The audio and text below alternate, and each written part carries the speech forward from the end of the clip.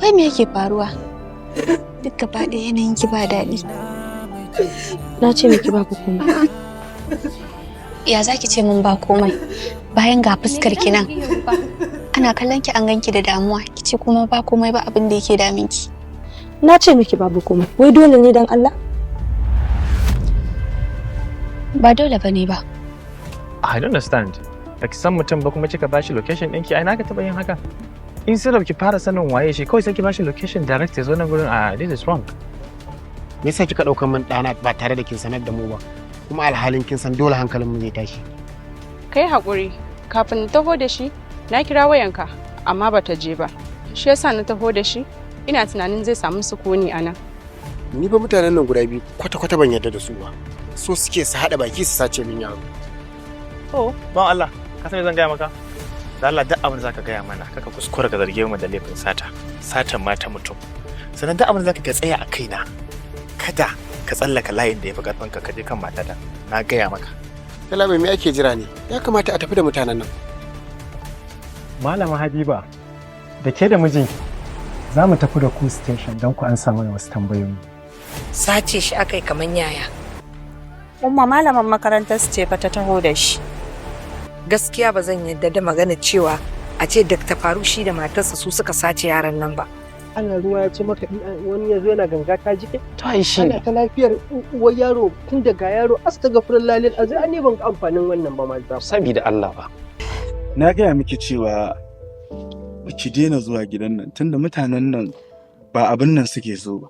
Me yasa za ki je gidan? Ya saka ce ba sa kaunata.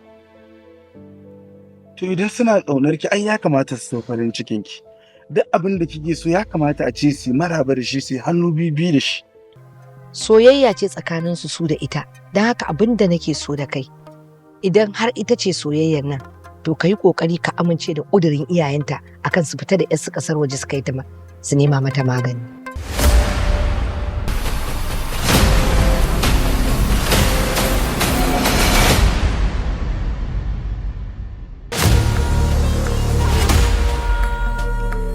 Sassauci Islamic Medicine kullum muna bincike cikin littattafan addinin Musulunci domin binciko muku ingantattun magunguna da suka yi daidai da matsalar da suke damunku a halin yanzu. Musamman masu fama da matsala na masturbation, ma'ana istimina'i. Istimina'i shine wasa da al'aura domin biya wa kai bukata, yana haifar da illoli a jikin ɗan adam kamar haka. Yana haifar da ƙanƙancewar gaba, sa'annan yana haifar da saurin inzali, sa'annan yana haifar da fitar farin ruwa, yawan mantuwa ko kuma fitsari akai-akai, sa'annan yana sa bugun zuciya ko rashin riƙe hadda. Idan ya yi ƙarfi a jikin ɗan adam yana hana shi aihuwa. A cibiyar sassauci idan ka zo muna da ingantaccen maganinsa da za mu haɗa maka, ka yi amfani da shi cikin sati 2 zuwa 3, ka yi flushing ɗinsa gaba ɗaya da izinillah.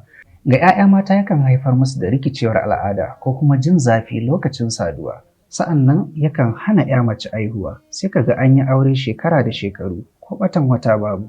To muna da ingantaccen maganin istimina'i wanda muke bayarwa a yi amfani da shi a rabu da matsalar cutar bi iznillah. Sa'annan muna da ingantaccen magani na ulcer ko kuma na infection, ma'ana sanyi ga kowane irin halitta na ɗan adam. Cibiyar sassauci muna da rassa kamar haka. Babban ofis ɗinmu yana nan a cikin garin Kano.